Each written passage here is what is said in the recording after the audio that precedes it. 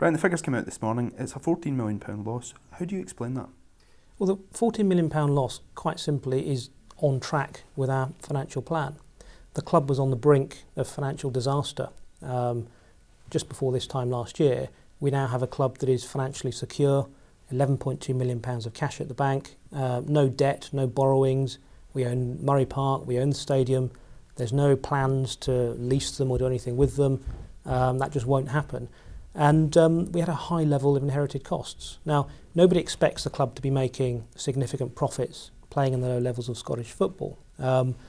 And, there needs to be investment in the club to move back up to the top again. So, that £14 million loss, as I say, is not unexpected. It does include within it, though, 13 months worth of cost rather than 12.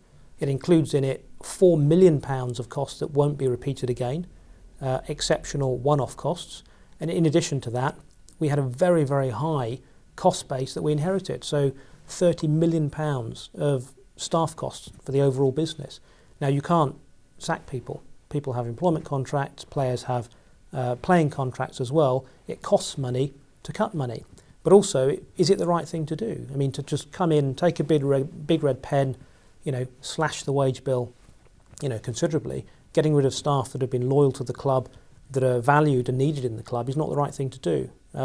Having said that, the wage bill's gone from 30 million to just over 17 million, so dramatic reduction in that.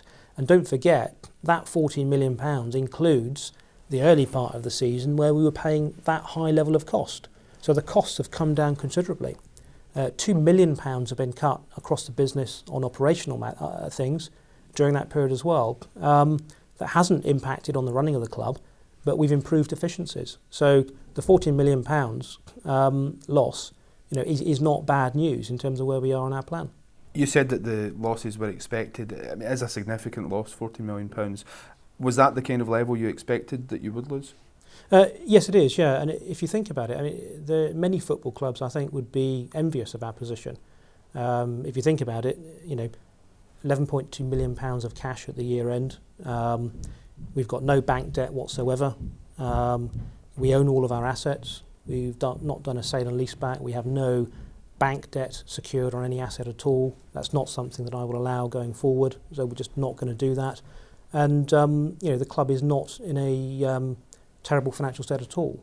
In actual fact, if you look at it, the audit is a clean audit. We've had a very thorough audit process by Deloitte, and they will only sign off on the audit report if we have enough cash, for the next year. So we have a clean audit report. We're not running out of money. We're not going to run out of money in December. If you think about it, we've got £11.2 million of cash, but in addition to that, we've got more money to come in from season tickets, because there's only £4.5 million of that 11 is season ticket money. So more season ticket money, more match day income, more hospitality, more sponsorship, more retail. The other thing is that £14 million of loss had not a single penny from JJB, because they went bust. They paid the club nothing. We've now got to deal with Sports Direct. So retail, again, is going to be significantly above the historic figures. When you take a £14 million loss and then you have a bonus which you accept, why did you take that bonus? Well, the bonus was agreed by Malcolm Murray, signed off by the board. I suppose anyone taking a new career is going to accept a contractual bonus that's given to them. Having worked here, and obviously with hindsight, a finance director shouldn't get a bonus for the club winning a division. I recognise that. It's not related to financial performance. And as I've said, I won't be taking a bonus of that nature going forward. Financial stability, a solid platform, a firm grip of expenditure, they're all phrases that were used in the report this morning to describe where Rangers are. In what respect is that the case? Well, if you look at it, the club was on the brink of financial collapse at the start. What's happened now is that we've raised money, we've effectively secured the financial stability of the club. We've invested in stadium Wi-Fi, we've invested in the LED screens, we've bought Albion Car Park, bought Edmiston House. There's about £4.5 million worth of investment into the club. And as I said before, we don't want to cut too deeply, because we're not a usual first division club. I mean, this is Rangers, and we won't be cutting so deep that we can't get back up to the top of Scottish football again. Substantial progress, that's another phrase that was used with regards to the rebuilding process at Rangers. Do you feel that things are on track there? You know, we're from a financial perspective, I think we're well on track with our existing plan. It's not easy because you know, people will criticise the numbers for a number of different reasons. But if you look at it, as I say, we've got cash. We're not running out of cash. You know, the club is progressing well. We have income streams that we're developing and that are coming in. The trading position, you know, is doing well. It is quite tough as well because there are, there's a lot of money that's been spent on a number of different things, and it's been expensive to raise the money. But if you think about it, anyone that puts money into a situation, there's a football club that doesn't have a licence to play football, that's going to be expensive money. The IPO, I mean, the costs were expensive. But when I sort of sit here and ask myself, was it worth paying high levels of professional fees and costs in order to secure Rangers? Well, it was. I mean, that's where we are now. The other element, though, we spent a lot of money, millions of pounds, on defending the club. So we've defended it against people that want to sue the club. We've defended it against, stripping of titles. We've defended it against threatened general meetings, actual general meetings, more general meetings, and all of these things cost money, and it increases the professional fees. But not only that, there's a very high degree of management time that's spent. I mean, half of my time, half of Craig's time is actually spent dealing with distractions and people that want to derail the club rather than focusing on the business itself. So when you look at what's been achieved, by the whole team and the staff of Rangers during this 13-month period to get where the club was to where it is now, that progression is tremendous. What is the 5-year plan that was referred to in the annual report? We're at the 1-year stage at the moment. What happens over the next 4 years? Well, I think that the plan is to ensure that the club is financially secure, move back to the top of Scottish football as quick as we possibly can. Is the club financially secure? That's one question that supporters are asking. I'm sure you understand there has already been talk of a second administration spell. Clearly that's something that concerns a lot of Rangers supporters. Is that a possibility? Yeah, it's not possible that the club's going to go into administration. No, the club is financially secure. As I said before, we've got cash at bank. We have no debt. We've got a clean audit report. As we go forward, of course, there'll be investment required for the club to move it forward as we go, through the divisions and up. But we're not in financial distress. We don't need to raise cash at the moment. At what point do you think investment will be required? I think you touched on it earlier on. For the next year, it looks quite clean for Rangers. Is that the case? Yeah, I think it depends on what we want to do. I mean, if we have a significant project to say redevelop Edmiston House, or there are significant business opportunities that come by that require investment, then of course it's prudent for us to do that.